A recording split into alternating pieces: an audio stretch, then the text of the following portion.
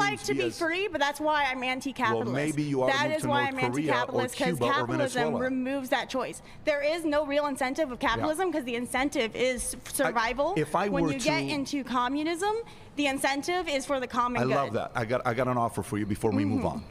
If I were to give you your $2,350, which is the cost to renunciate your citizenship, and I paid you your first class, flight to whatever communist country, and $20,000 to spend the money, Name me a communist country. Would you give up your citizenship to go to that country? Whichever communist country you want to go to. Yeah, Cuba, we can give you Venezuela, we give you North Korea, any one of those you want to go to. Communist countries. Choose any one of them, I'll give you a one-way ticket, and I'll fund it for you if you want to. That's it. That young lady did not accept her one-way ticket, first class, and $2,300 to renounce her citizenship to the United States for any of the countries mentioned. Not Venezuela, not Cuba, not North Korea. What I found fascinating was her rejection that any of those are true experiments in communism.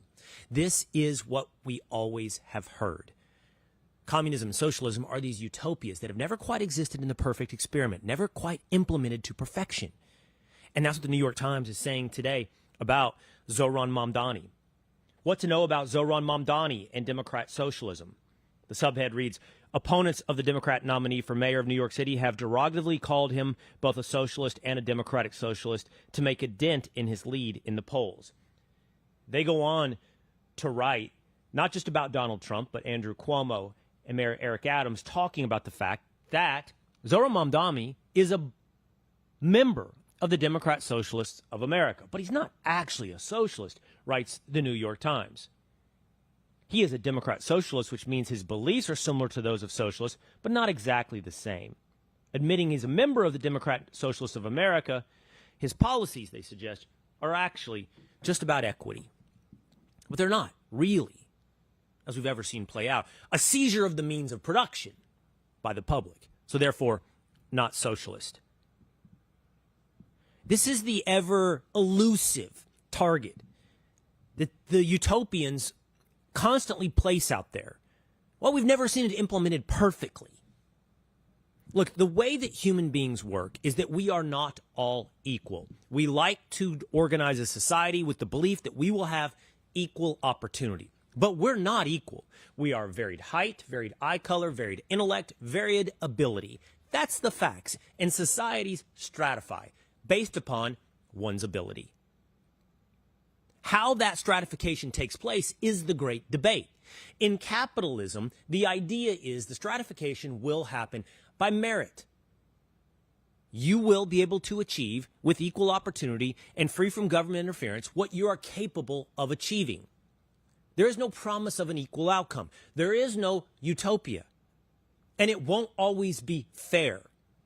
Capitalism, by the way, and even a constitutional republic, much less a democracy, are not the perfect forms of government.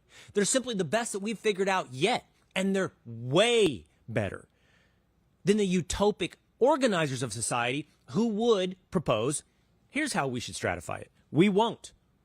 We will make sure we put our fingers on the scale, our thumbs on the scale. We'll move resources from A over to B. We'll put rules in place about what you can and cannot do, and by the end, what we'll end up with is a fair, more equal society. But you know who always ends up unequal in the equal society? Those capable of putting the thumb on the scale, those in charge of enforcing the rules. And that's happened everywhere. Do you think Stalin lived like the person working crops in Ukraine? Do you think Stalin lived like the workers in the factories in Moscow? Do you think the Soviet Politburo lived like the masses? Do you think Gavin Newsom kept himself from going to the French Laundry restaurant when he told everybody else they had to stay at home? The question isn't whether or not you're capable of achieving no stratification, but how you do it. And by communism and socialism, you do it by force. Government regulation, which is also another word for violence. You do it by the accumulation of power and the monopoly of violence. In capitalism, you do it imperfectly and not always fairly by merit. Interestingly, I found this absolutely fascinating. This scrolled across my Instagram feed, and I think the data is pretty sound, but it showed self-made versus inherited wealth in various countries across the world. I thought this was really interesting. I thought, I want to see this. Like, what percentage of America is self-made versus inherited wealth. Well, America came in towards the top, if we're ranking this from top to bottom, in that we like self-made wealth. 73% of wealth in America is self-made. 27% inherited. Now, just as a aside, you can see other countries. The Netherlands is a little better than America. The United Kingdom, shockingly, actually, better than America. So only 11% is inherited in the UK versus 89% self-made. But I did wonder about all the experiments in democrat socialism. I did wonder about all the countries where the powerful do put the fingers on the scale to make sure it all comes out more equal. And by the way, if we're organizing society, isn't self-made something to be rewarded? That's like, wow, that reflects true equal opportunity. You know what I mean? You're not born on third base thinking you hit a triple. You got to get, either through steals or hits, your own way around the diamond. Well, look at the experiments in socialism. Germany, 75% inherited, 25% self-made. Spain, 74% inherited. Mexico, 73%. Belgium, Italy, 73 and 64% inherited. Sweden, always the model held up by Democrat Socialists. Sweden, 55% inherited versus, or 58% inherited versus 42% self-made. On and on. Norway, more inherited than self-made. Switzerland, more inherited than self-made. All these experiments in socialism seem to preserve the status quo of wealth and power. So it makes you wonder,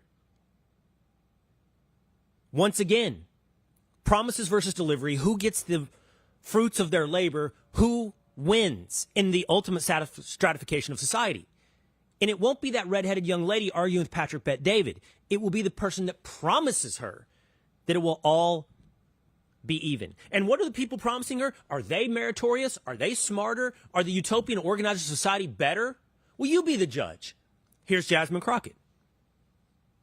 Baby, because these people, they are crazy. Because they always talk about how Christian they is.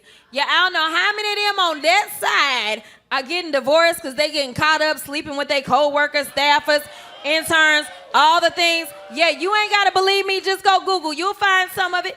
I'm telling you. And the wives is being messy and petty. They putting it in the divorce. I'm like, ooh, that's got to be true because your lawyer would know that they going to lose it if they... Anyway, nevertheless... I don't know about you, but I don't feel real good about Jasmine Crockett being in charge of organizing society, the one setting the rules for America. Because when the rules are set by the likes of Jasmine Crockett, those who promise but don't live under their own promises end up like Ilhan Omar. Ilhan Omar, member of the Squad, categorically denies accusations that she is a millionaire. But apparently, according to the Free Beacon and disclosures from House oversight committees, her net worth has just reached potentially up to $30 million. I read, largely through her husband, a former political consultant, Tim Minette, she's accumulated a net worth at the end of 2024 ranging from $6 to $30 million.